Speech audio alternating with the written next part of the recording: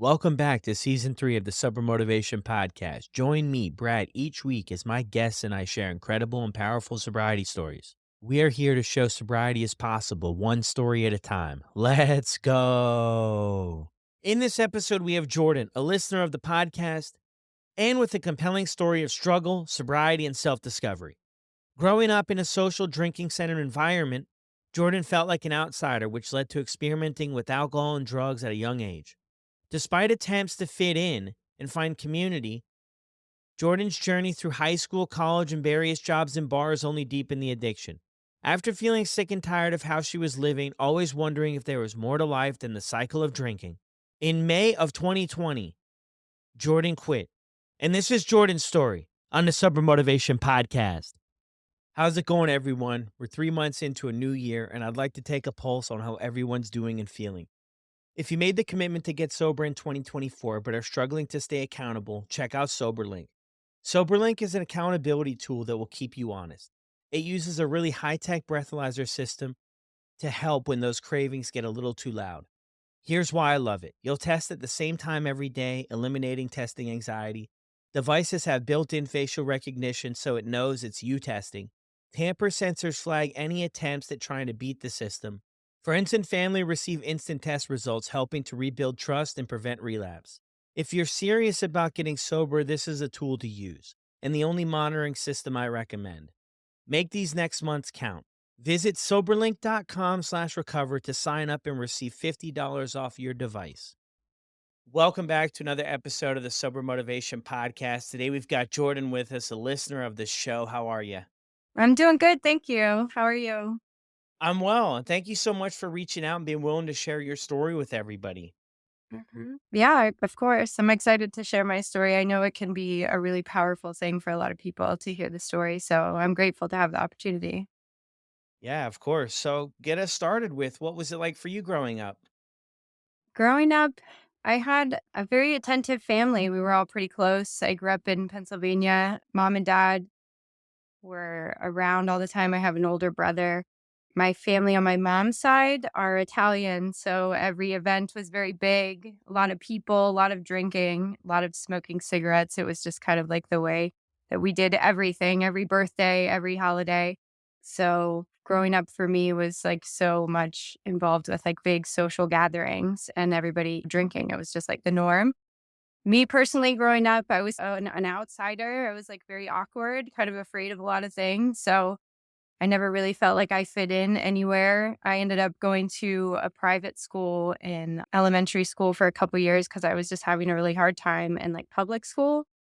So as I got older, I think that kind of just developed into some anxiety, some social anxiety. And then trying to find my place in high school was always such a tough thing. So once I got into in eighth grade, the first time I had a drink, a friend of mine and I found a bottle of triple sec in my parents' cabinet and decided to take a shot. And I just remember feeling energized and like crazy, like we did something bad and like we were excited and like running laps around the house or something. And I think about how young I was and it's just crazy.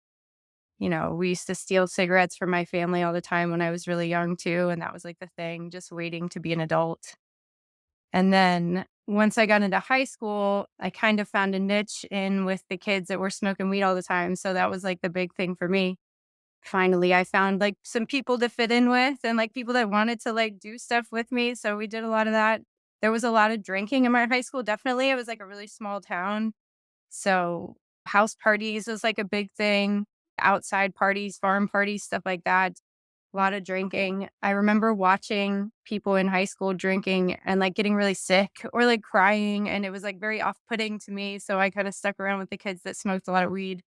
I would drink a little bit, but I never really got like super drunk when I was in high school. And then I took a year off and then I went to college, like up north, maybe 3 hours away from home. And I fell kind of into the same crowd, just hanging out with all the stoner kids, smoking a lot of weed, drinking sparingly, not really wanting to get into that really like loss of control groups of people when like watching people get wasted and just not really wanting to do that. And then I ended up moving in with a roommate who turned out to be a drug dealer and kind of stopped going to class, doing some other drugs when I was in college, some opiates and ecstasy and stuff like that kind of sparingly, and then I ended up dropping out of school. I almost got kicked out twice for drinking related things, even though I didn't drink that much. I just happened to get caught. So I was just one of those people that, like, I think we tried to drink vodka in one of the apartments that I lived in, and the RA came and knocked on the door, and she told my roommate if we didn't let her in, she was gonna search the whole place, and my roommate had, like, pounds of weed in her room, so she let her in, and we all got in trouble, and then yeah, so that was that. And then I came back and turned 21 and realized that drinking at the bar was awesome for me at that time. I also realized that when I drank a lot, I didn't get sick or I didn't cry. I just blacked out. I remember the first time I blacked out, I was at a bar drinking and I remember taking a shot and I remember waking up the next morning and asking my friends like what happened because I couldn't remember how I got home and I had these big scrapes on my shins and apparently I like fell up the stairs and then fell asleep in a dog bed and I remember just feeling, okay, that wasn't so bad. Like, I don't remember being out of control, and I think from there, it just kind of continued to get worse with the blackouts. They were, like, really frequent moving forward from there, and I found my place in the bar community. I just loved going to the bar and drinking and, like, getting into, like, craft beer and, like, drinking whiskey and stuff like this and kind of found, like, a pretty good identity in there. Also, working in the service industry, that was a big part of it too, and then halfway through my 21st year, I moved from Pennsylvania out to Flagstaff, Arizona to go to college again. And I think that's kind of where a lot of that took off too. I just started working in a bar, like a brewery, as soon as I got there and just started drinking almost every day. That was like the thing. You work at the bar, they give you a free drink after work. And everybody I hung out with did the same thing. So it was like the whole community. You could always point to somebody that looked worse off than you. Oh, at least I'm not as drunk as that person. And I got into college again and I did okay through college, but like definitely doing a lot of hallucinogens, going to music festivals, like kind of getting into that lifestyle. So it was just like, yeah, it was really tough. Yeah, going back there for a second though, you mentioned too growing up, there was a lot of alcohol around, and then it's somewhere in there in grade 8 for you get into it, you get into your parents' alcohol, and then you get kinda amped up, and then you get into this other scene, right? You're not feeling like you're fitting in, a lot of us that struggle with, addiction too. A lot of people mention that, you don't feel like you're fitting in. When was the first time you realized that? Like, you were just like, "Oh, I feel weird," or "I feel different than other people." Probably in elementary school, honestly. I had, like, really bad anxiety as a kid. I was, like, afraid of a lot of things. I would just leave the classroom and not come back. I remember my mom taking me to, like, therapists, and she was, like, very much into me being like, "Oh, but she's an old soul," or she's I don't even know, weird shit when we were kids, like, "She's an indigo child," or something. So it wasn't really addressed on, like, a mental health level.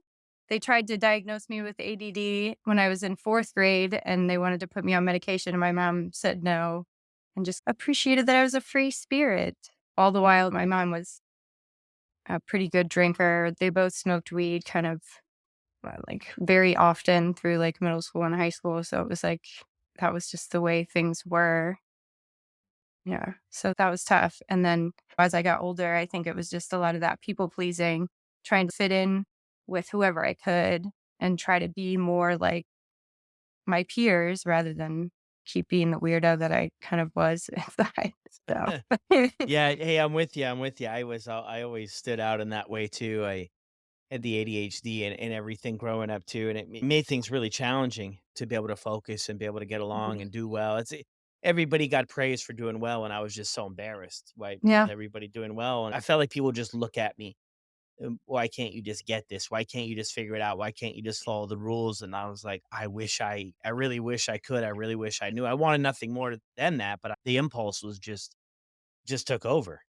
right, and then you get told, "Well, you're too much." I just remember always being told, like, too much, too sensitive, too much energy, so I feel like a lot of my middle school and high school years was just trying to, like, back off of that. It was like, "How do I be less? How do I be more like what people are asking for?" And I think alcohol absolutely did that. Smoking weed definitely did that too. I mean, like, all substances, it would 'cause then you were just high. You weren't too much. You were just fucked up. So it Yeah. seems so much easier to do it that way. Yeah, so true. So you have this first round of college, and then you don't end up graduating there, right? Yeah, What do your folks say anything, or is there any realization in your life at this point that, like, what's going on? I definitely didn't think it had anything to do with substance use at that point. I think I was really homesick there. I mean, the substance definitely had to do with a lot of it because I was living with somebody. I mean, I remember waking up in my old dorm from a nap and looking down and seeing her and somebody else like cutting up like giant rocks of cocaine under my bed. I was like, I am 19. This is too much. I think I just was really unhappy, but I definitely didn't realize my parents were disappointed for sure. But I just kind of threw myself into the next plan, which was to move to Arizona because I had a friend out there and I had gone to visit her a couple times and it was a really good school. So as long as I had a plan and I was saving money, they seemed to be okay. But for that year when I was there, I was definitely working at a restaurant. I was getting drunk all the time. I was driving home drunk all the time, which when I think about that now, it just, oh my gosh, like taking that risk so many times is terrifying. But yeah. Yeah. Well, you mentioned there too, you got wrapped up in the service, right? Working at restaurants and Oh, stuff. yeah. Yeah, I mean, I got stuck in that too for a bit. Yeah, and it's exactly the way you described it. It's Mhm. actually weird. This one restaurant I worked at, they had like 2 drink limit, and employees couldn't drink there. But they had another one next door. They had another place next door. That's where we would all go after the shift. And all the restaurant workers in the town I lived in, we all knew like every place had that stay where the places were open late or specials. And everybody just kind of hung out. It was like this subculture of the restaurant workers, and they get wrapped up in that. And at the time, when I look back, I really thought I was living. Oh, But yeah.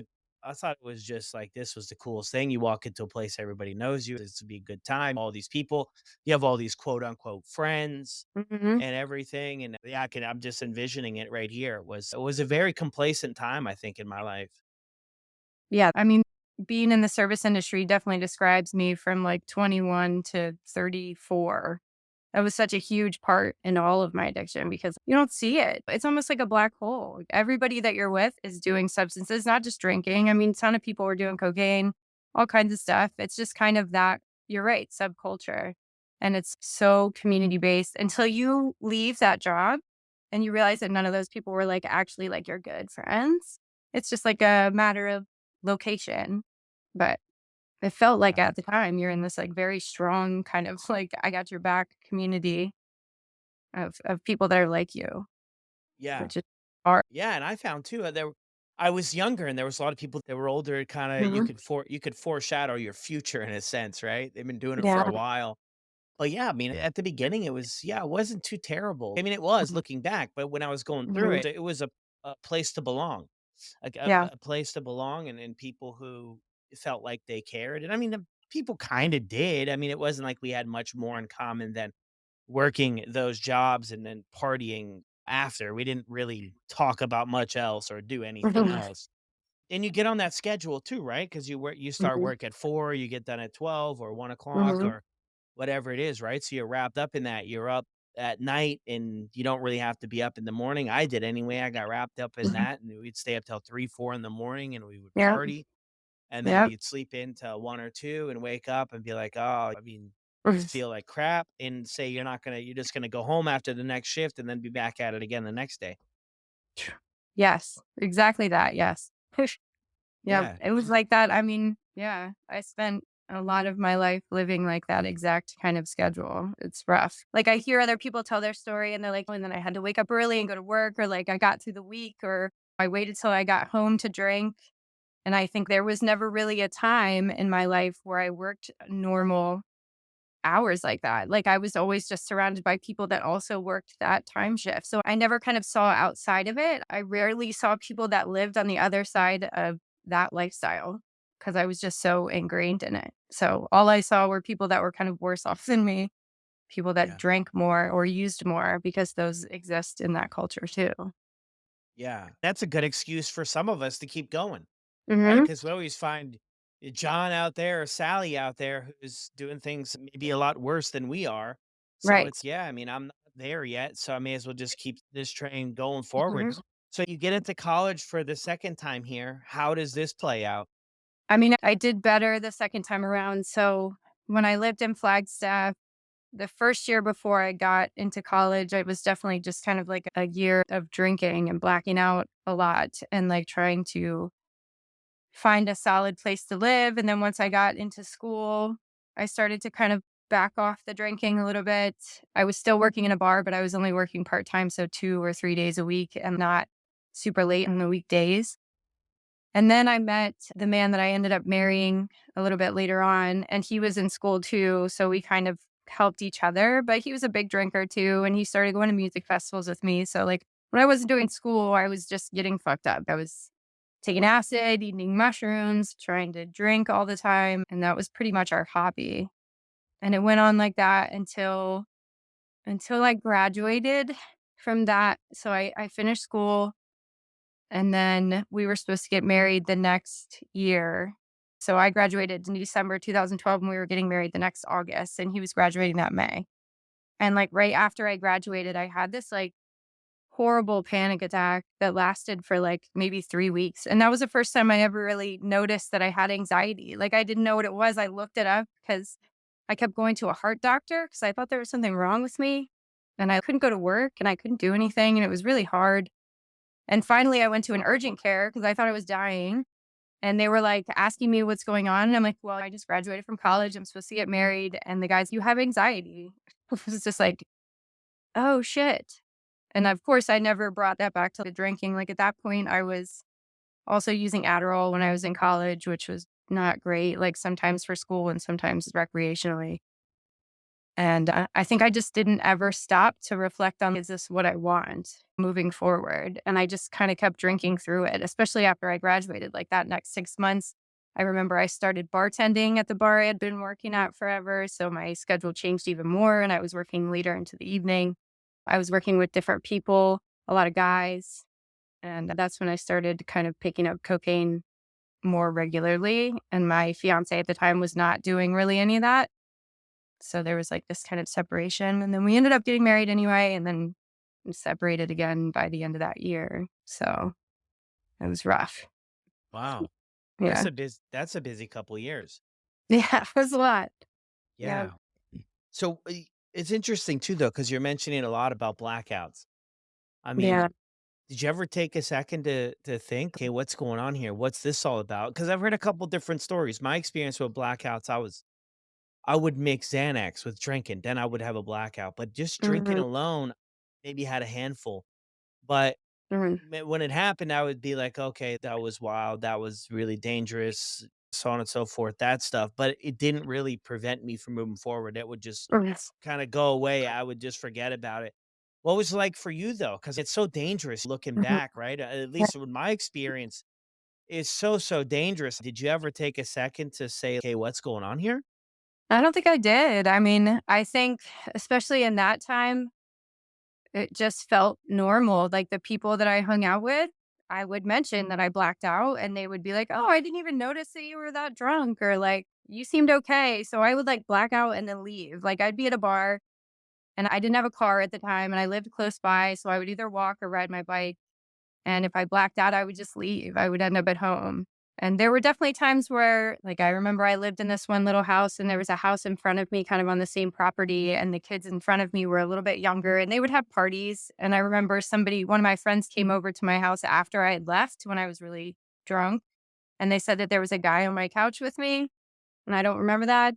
I mean, it definitely felt really scary, but somehow I just kept pushing through, I guess, because that was like the lifestyle. That was working at the bar. That was, how I drank. And it was weird because I mean, I've probably blacked out over 50 times. I mean, it started to happen more often. It was weird because the more often it happened, the more often it happened, if that makes sense. Like it felt like the more often it happened, the easier it was for it to happen more. So, Yeah. I mean, there was one time, it was a St. Patty's Day, actually. I went out with a friend of mine the night before St. Patrick's Day because we both had to work the next day at 1 or something to wait tables all day. And I woke up. I didn't know how I got home. A friend of mine was sleeping on my couch, and we both were like in a panic because I had to be at work and I had just woken up. And I remember getting ready. And I remember feeling my head when I put my hair up and it was sticky. And I got to work and I realized somebody was like, "Hey, you have something in your ear," and there was like blood in my ear. So I guess that night I had fallen off a chair. I don't even know. I couldn't even tell you exactly what happened, but I had a big like wound on the back of my head that I just smashed myself in the head and then woke up and went to work the next day. Like, I'm super lucky that I didn't hurt myself any worse than I did. But that definitely shook me a little bit. And I think I stopped drinking liquor for the week. But that was it. That was early on. So definitely kept drinking after that. Yeah, my goodness. Where do we go from here? So after I ended up getting separated and then divorced, the town I lived in, Flagstaff, was really small and everybody kind of knew what was going on. There was a lot of self sabotage. I did some things that were not super nice to my ex. I lost a lot of friends. I kind of isolated myself, started doing more drugs, drinking. And it took me about a year, but I finally left Flagstaff and went back to my parents to work for my dad. And he worked at an engineering firm. So I went back there for about 6 months and worked for him on like a temporary job. And there was a time there where we all went to celebrate for Thanksgiving and everybody was drinking and I was drinking more than everybody. And I guess it was noticeable because I had blacked out. And my dad like brought me to a Denny's and sat me down and was like, "I think you need to think about your drinking." And that's the first time anybody ever said anything to me. And I didn't even see it coming.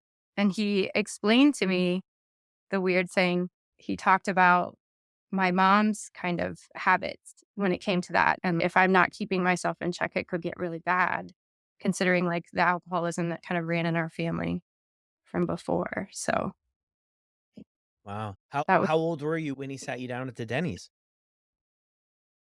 I was 20, 29, I think, at this point. So at that point, I tried to pull back. I was trying to drink less. And it wasn't as often that I was drinking, but when I did choose to drink, I would drink a lot. So it was like the binge drinking. So I would go like a week or so without drinking and be pretty proud of myself and then pick up one drink and then end up getting like shit faced.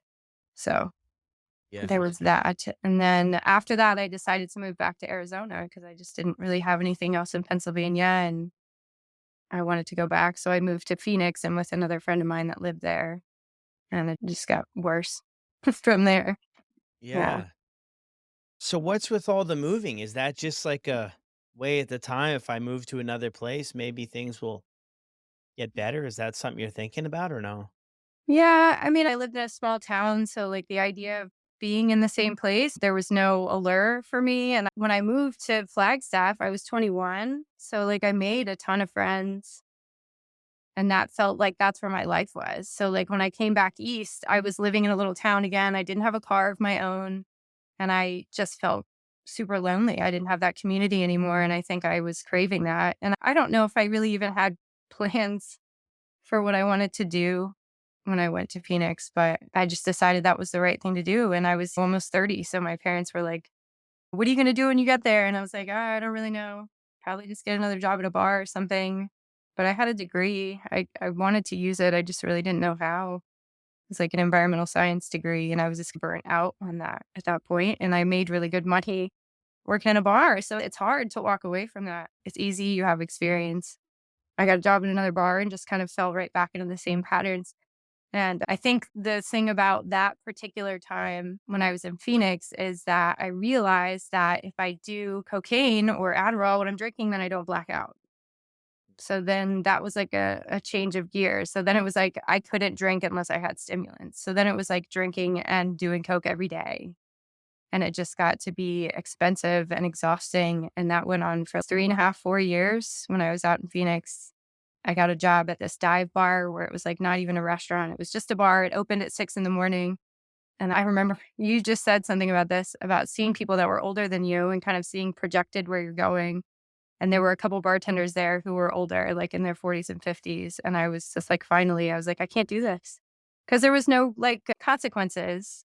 I could drink while I was working. I could use when I was working. People would trade me drugs for drinks. When I was there, it was just that kind of place. And I just didn't see a way out. All of a sudden, I started to panic. I had nothing else going on. This is what I was doing. I was drinking every day before work, at work, after work. And I just told my parents I was going to move back. And that was it and I decided to leave again. But yeah, that was a rough time. Yeah. What's your mental health like going through all of this, the whole mix here? I don't even know if I gave it a chance to be not, like, under the influence of something. I mean, it was hard. I was anxious. My anxiety got so much worse. I mean, there were times when I would just cancel any plans that didn't involve drinking because I didn't think I could do it without drinking. That was the only thing in that time that, like, helped my anxiety. So, that's why I would have a drink before I went to work or have a drink if I had to go to an event. Like, I didn't like riding in the car with anyone because that would give me really bad anxiety. So, I mean, it was just out of control. Yeah. It Wow. was really bad. Yeah. Yeah, a lot of times too, we drink or do drugs and all that sort of stuff to self-medicate in a sense. I mean, if you put a finger on if that is something you can relate to, what it was helping you with? I mean, in those last couple of years, it definitely helped with anxiety. Looking back on it now, like, it was clearly perpetuating the anxiety, like, making it much worse. But at that point, in the last couple of years, I think it was just I didn't see myself outside of that lifestyle. I remember the first time I thought about not drinking anymore, I remember I had just woken up and I was hungover and I had to be at work, and it was that same cycle, I was, like, sitting outside smoking a cigarette in the summer in Phoenix, and it was, like, 1,000,000 degrees, and it just, like, sitting there thinking, like, I have tried to tell myself, "I'm not gonna drink today," multiple times and not been successful, not once. That is a problem. And I don't think anyone around me was feeling the same way or was really we didn't talk about it. And I have been drinking with these people for years at this point, and nobody ever talked about it being like an option to stop drinking. I remember meeting people at the bar who would come in and say that they don't drink and they just wanted a Diet Coke and being like, I don't know how you could live like that. That's crazy. It was just so much my lifestyle and everything I identified myself with that the idea of not doing it anymore, I'd be like, I don't have any friends. Who am I outside of this? What kind of person am I going to be? What would I do with my life? Yeah. Interesting too there. Yeah, the Phoenix sun is pretty hot, right? it's a, It's a it's, it makes me think of those times waking up hungover in a tent when it's 90 degrees out and it's just what did I get myself into? So was it pretty frequent? I mean, to wake up and say, I'm gonna at least take today off. Yeah, I think I started to challenge myself at that point. Like in the last couple years, I would say, this week I'm not going to drink, or like just today at work, even just to get myself through a work shift without taking a shot or something. It was like impossible. I couldn't do it. There was always a reason. Something happened at work. It was somebody's birthday. Friends of mine came into the bar. So they're like, there was always a reason. And I could never just get through one shift without drinking or without using cocaine. It was just, I couldn't do it. It was, like, out of my control, and I started to notice, and I think that's why I decided to leave again because I could see myself projected in the future working at this dive bar just going on undisturbed. Because I was also, like, good at my job, I guess, so nobody was gonna question me. Yeah, I didn't see a way out Yeah. besides No. just leaving the state again. Yeah. So here we go. Back to the East Coast. And how does Mhm. that go? So are your parents asking any questions now about what's going on, or do you talk with them about what's going on? Yeah, so, like, when I was living out there the second time, I would talk to my mom like maybe once every 2 weeks. And she started to notice like the longer periods between our phone calls meant kind of like she would assume that something was going on with me. And then I remember having one phone conversation where I was like, I think I was still a little drunk because I would work like the 6 a.m. to noon shift at the bar and then drink after work. So then I would call my mom in the afternoon and I just started bawling. I was just like, I'm miserable. I'm sad. Like, I hate it here. I don't know what I'm doing. I don't have a car. I can't leave the city. The city is loud and like intense. I'm not in a great part of the city. So it's not like it's pretty or there's not a lot of opportunities. I was just like, I let it all out kind of to her. And since then, she kind of urged me. She would like, you can come back here. It's okay. You don't have to stay there. They helped me buy a car when I was out there like the last 6 months, and I drove that car back to the East Coast a few months later. So, yeah, they definitely had a foot in that. They encouraged me. They saw something going on. They never mentioned it to be substances. And I don't think because of my mom's history and just substance being like a really common thing in our family, nobody ever proposed that maybe I should stop altogether. That was never something that anybody was like, "Oh, have you ever," I mean, besides that one time when I talked to my dad, but even then, it wasn't like a, "Hey, you should stop drinking." It's, "Hey, you should keep an eye on this because it could get out of control." But, I mean, I don't think they ever knew how bad it was in those Yeah. times, you know? Yeah, it's always interesting too, looking back at a lot of stories that there's some intervention of some sort, but somewhere along the line, somebody has that conversation about maybe cutting back or moderation is kind of the buzz term now. But I always Mm, think back in my story, like by the time I had those conversations with people, I was thinking to myself afterwards, my goodness, if that was in the cards for me, I would have done that a long time ago and saved mhm, myself a lot of problems. yeah, But it wasn't like kind of like your story too. Once I started, I didn't want to stop mhm, because I wasn't interested in drinking. At first, mhm, it was whatever we could check this stuff out, but I was interested in the escape that it provided, the temporary relief mhm, from myself of feeling everything of inadequacy and in feeling like I belong somewhere and being able to yeah, fit in and being comfortable and the insecurity slide away and all mhm, that stuff. But I wasn't able to really connect those dots till further down the line. And then it becomes mhm, that habit in what you do. And then maybe in your situation too, you're physically dependent. I mean, it changes our mhm, brain chemistry. So it's, well, no wonder we want more of this addictive drug. And then you throw cocaine on top of it too. Personally remember too going to the bars. And I was never a thing my friends did. I was always kind of the strange dude in the bathroom all the time. mhm, My buddies were never really into it. I never really had a group of buddies that were into it, but it was my thing to kind of keep the party going. And mhm, I just remember looking back and just how depressed and how sad I was, but at the time, mhm, I thought I was just having a good time, and it was so far from it. So you moved back to your parents' place, mhm. and how did things go from there? So, I moved back in April of 2019. I came back with, like, maybe 15 more tattoos and dreadlocks and, like, looking pretty alternative bartender in, like, my early 30s. So, I moved back to a small town. I'm, like, trying to get a job at a bar, anywhere, just so, and I'm telling myself, like, "Well, I just need to make money, so I'm gonna start here, and then I'm gonna figure out what else I can do." And I'm, like, having a really hard time getting hired, and I started to feel, like, really down about myself. I had some journals that I found recently where I was trying to, like, I think when I first got back, I did 2 days with no alcohol or something, and was, like, so proud of myself and writing down, I think this is the first time I've gone 2 days in years, just 2 full days without alcohol. And I kind of went on and off on that. I never still at that point thought about not drinking at all, but, like, I was trying to solve little problems, but then I finally did get a job at a bar and just kind of fell right back into it.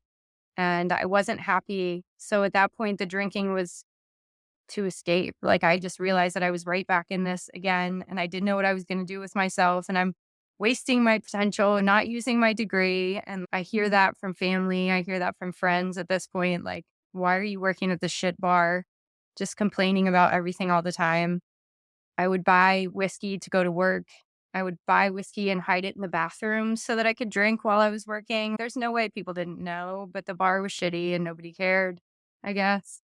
I ended up meeting someone who worked in the kitchen at that bar who was somebody who did cocaine. So then I was right back there again. And he went to the bars all the time. So I was right back in that, like, lifestyle immediately. And I think I was, like, clinging to that lifestyle because I didn't know what else to do and I was unhappy. Like, I wanted that community. I had been so lonely for the first couple months moving back and not having a job or friends, living in my parents' basement at 34. It was Gotcha. rough. Yeah. So then I ended up marrying the guy that I met, like, just on a whim. It almost feels like now looking back that it was like a cry for help because I didn't tell my parents until after I did it. And we just went to the courthouse and got married. And it was something we talked about when we were drunk. Just a really awful decision. And I think I was, like, waiting for someone to be like, "Are you okay?" And there really wasn't, that didn't exist. Nobody said, "Hey, are you okay?" I just kind of kept moving forward. Like, my mom would be like, "What are you doing? Don't come home at 4 in the morning every night." But it still just didn't feel like, yeah, it was just really sad and really lonely. And then COVID started, and I found myself living with a dude and his father, and I got a job at a grocery store. I decided to stop working at bars, and I was gonna try and work on myself, and I got sober for 3 months, I decided to take a break or something because I had been working at a bar and I decided to quit just like out of nowhere one day because I was hungover and I just didn't want to go in. So I quit that job. And then I got another job at this grocery store, trying to switch gears somehow. And then when COVID happened, we worked all through that. And right. So I was sober for 3 months. And then the guy I was with and I decided to drink, and it just came back tenfold, like immediately. It wasn't like I could just moderate. It was like right back into it, drinking just as much as I had been drinking before I quit. And I don't even really remember that much about that time. That was like the first few months of COVID that I was drinking, and everybody thought the liquor stores were going to close down. So you had to stock up. But like stocking up for an alcoholic means I'm just going to drink way more because there's more in my house. And I remember being anxious about COVID and having to go into work and like fighting with this guy and not wanting to be there and not being able to go back to my parents' house because I was afraid for their health. Mm, So I'd be like pulling into work with just like the worst anxiety, like crying in the parking lot, just like, what am I doing? And yeah. so that was really hard. And finally, I ended up moving out of the dude's house and then going back to my parents' house. And we had to go through this whole thing where I could only live in the basement. I was coming in through the basement. My mom was very worried because she has MS. So this was like a big risk for everybody. And I just remember being in my basement, like not sure if I was sick or if I was going to get somebody sick and like being very anxious. And I had a bottle of old granddad. And I told myself, I was like, when this is gone, that's it. No more drinking because this is miserable and I'm miserable and I'm drinking alone in my parents' basement. I'm not allowed to go upstairs, go into the kitchen. And that was it. Yeah. After that, I stopped and I just didn't drink again. And that was 4 years ago, almost. Wow, that's incredible. Great job. When you say when you moved out of the guy's house, was this your husband? The guy you're married to, or this was someone else? This was the guy I was married to. Yeah.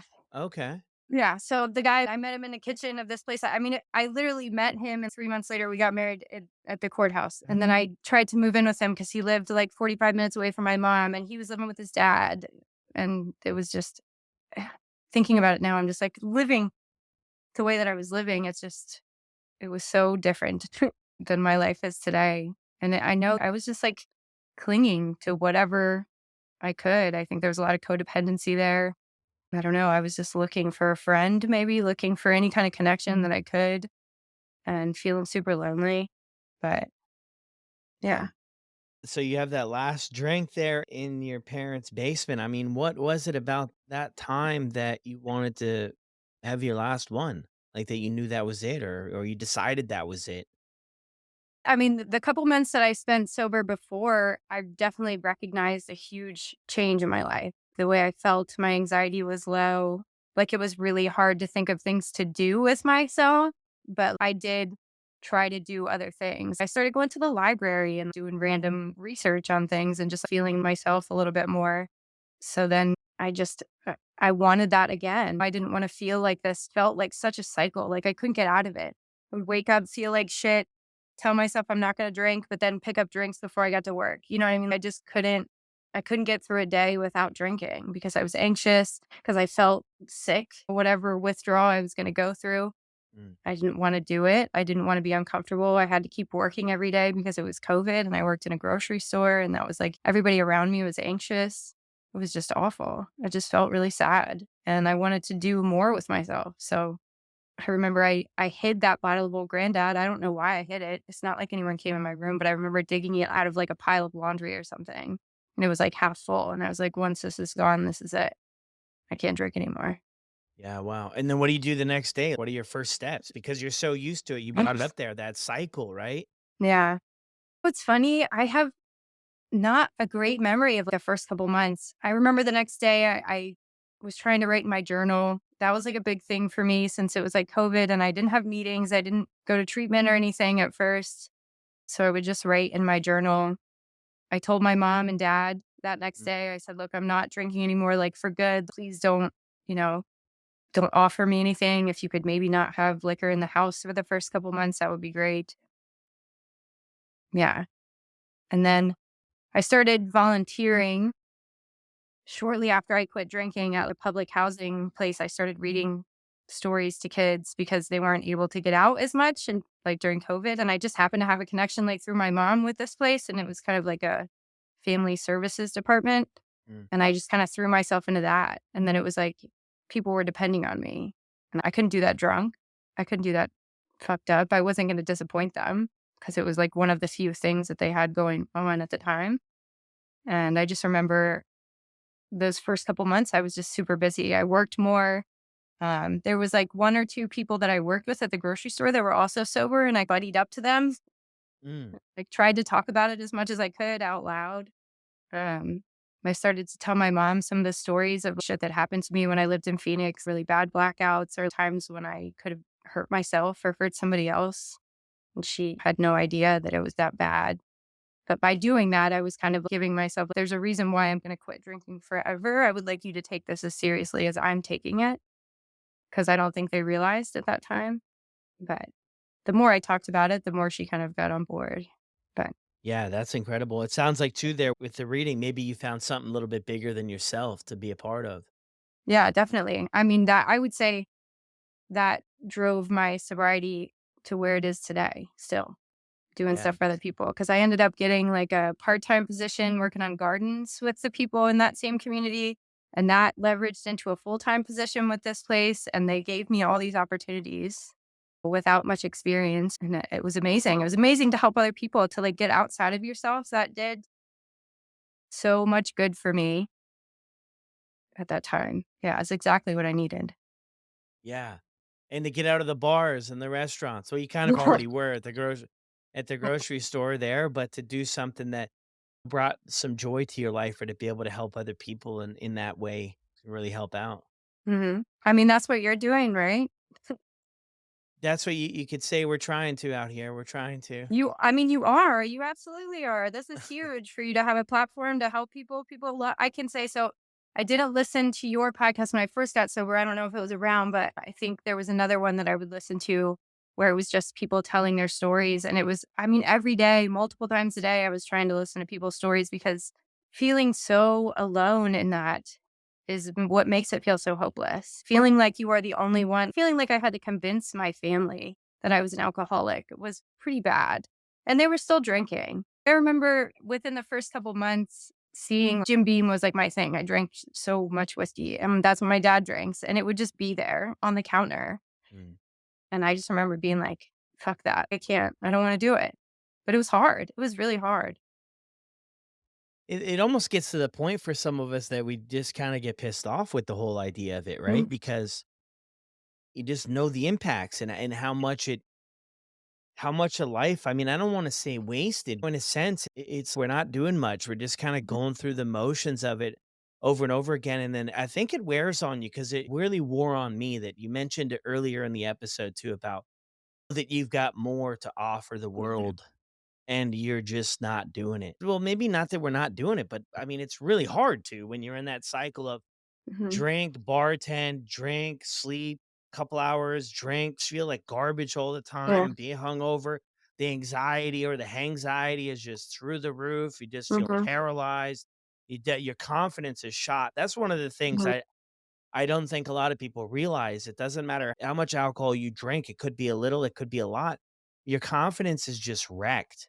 It's Mhm. just wrecked because our ability to deal with stressful situations is just diminished because if things get Mhm. hard, what do? We just drink, and then when you drink, you don't actually deal with anything, Mhm. and then that just becomes the pattern. Every time things are hard, we drink, and Mhm. you don't deal with anything, you don't develop the resilience, you don't develop those other skills and boost your self-esteem and confidence to say, "Hey, I can do hard things." Mhm. What an incredible story, though, from you about where you never thought you'd get out of it, even having to convince your parents that you're an alcoholic. Mhm. Convinced that your parents and that this is a big deal for you. What were Right. some challenges, other challenges that you faced early on in even over these 4 years, and how'd you work through them? I mean, have you ever gotten connected to you brought up meetings earlier or rehab or any type of supports like that? I think for me in the beginning, the treatment was definitely service. So I started like when I first got sober, I bought a lot of Quit Lit. So like Mm, Holly Whitaker's book and I think there was another one called Blackout. I can't remember the author, but there was a couple other ones. So like the Mm. podcast, I was just like inundating myself with literature because I had time and I couldn't go anywhere. And I remember I had one or two other sober friends, like people that I had used to party with in Arizona who had got sober. And I think that was kind of a big part of it too, because I'm like, oh, if they can do it, like maybe I can do it too. And they seem happy and they're like living their life. Cause I think that's the big fear at first is like, how am I going to live? How am I going to have fun? Who am I going to hang out with? Like, how do I even say, like, how do I go to a family event and not drink? How do I even tell them all that I don't drink? Because it's a difficult thing to face.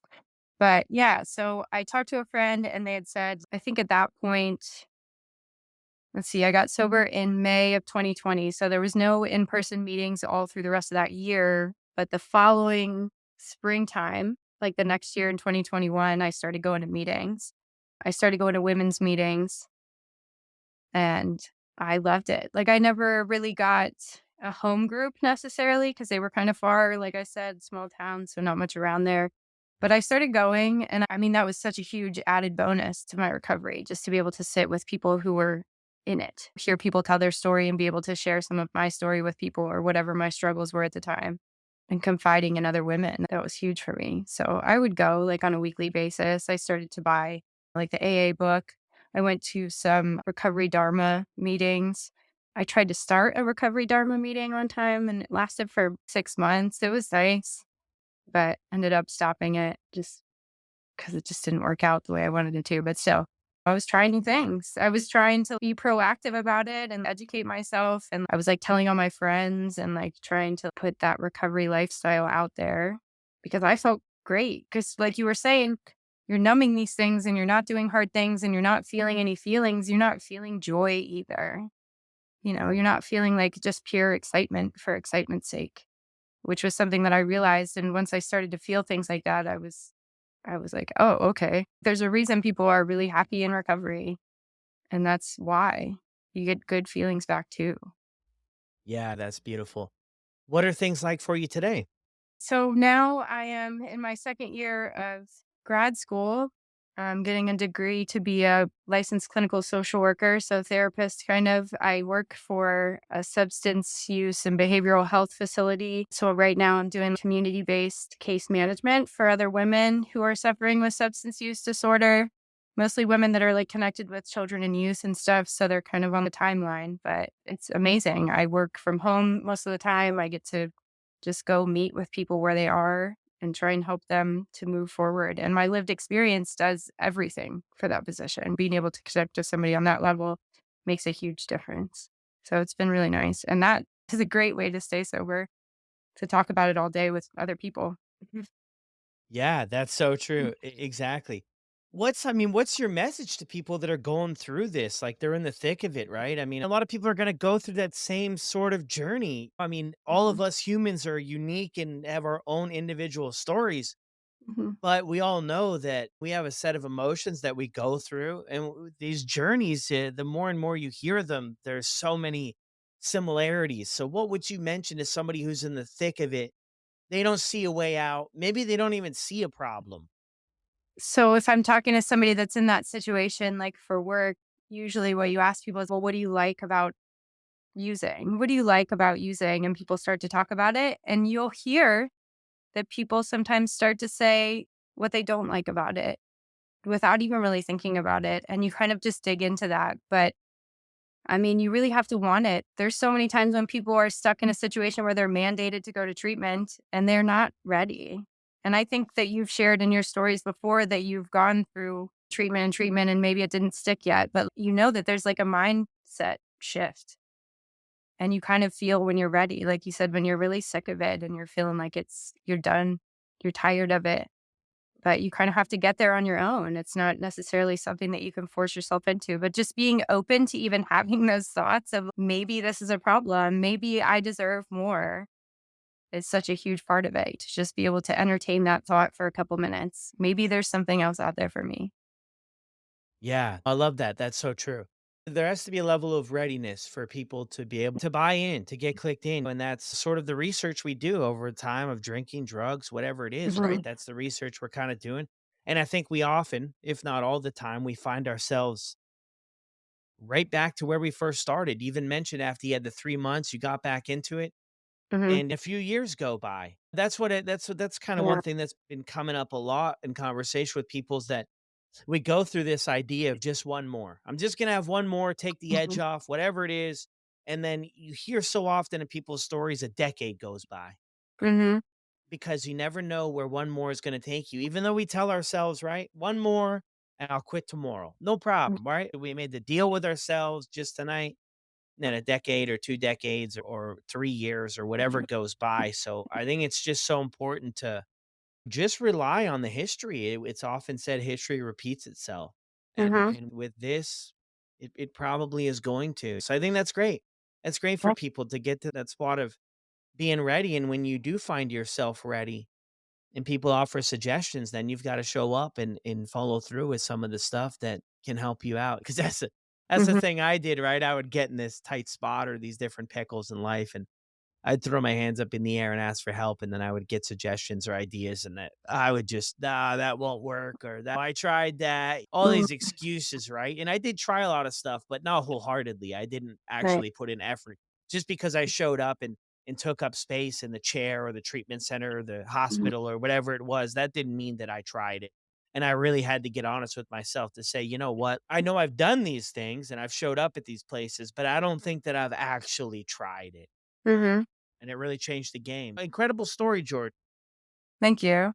Well, thank you so much for sharing it with us. Is there anything that we missed that you wanna share before we sign off? No, I think you got the bulk of it. I think that's all pretty good. Yeah. That's that's it. Okay, we did a good job. All right, cool. Well, Yeah. thank you. Yeah, thank you. I appreciate the opportunity just to share. Well, there it is, everyone. Another incredible episode. It was awesome to get to know Jordan, hear her story. We've been chatting back and forth before we did this episode on email a little bit, but you just really never know what to expect. I don't know most of the people who come on the show and how things are going to go, but my goodness, they always turn out incredible.